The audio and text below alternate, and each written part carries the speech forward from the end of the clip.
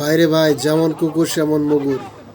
BNP নেতা রাশেদ খান মুরগি কবিরের ইচ্ছারম দোলাই দিল আজকে আপনার টকশোতে। তা আমার কার খুশি লাগছে সেটা জানি না, কিন্তু আমার কিন্তু খুব ভালো লাগছে ভাই। আজকে মুরগি কবিরের ধোলাই দেওয়ার কারণে আমি রাশেদ খানকে ধন্যবাদ জানাই যে যেখানে অন্যায় সেখানে প্রতিবাদ করতে হবে। তা আমাদের শিক্ষা নেওয়া উচিত রাশেদ খানকে দেখে। আমাদের রাশেদ খান ভাই গণ অধিকার পরিষদে ছিলেন, তিনি যুগপৎ আন্দোলনে বিএনপির সাথে 22 সাল থেকে তাদের সাথে 22 সাল থেকে 18 সাল থেকে তাদের সাথে জড়িত আমাদের সাথে। তা এই জামাতের মুরগি কবির 2 দিন পর পরেই বিএনপি এই করছে সেই করছে এটা করছে। তুমি কার বাল ফালাইছো? থাবড়াইতে থাবড়াইতে তোমার দাঁত ফালানোর দরকার। বেয়াদবের বাচ্চা রাশেদ খানকে তোমার কিছু কয় নাই।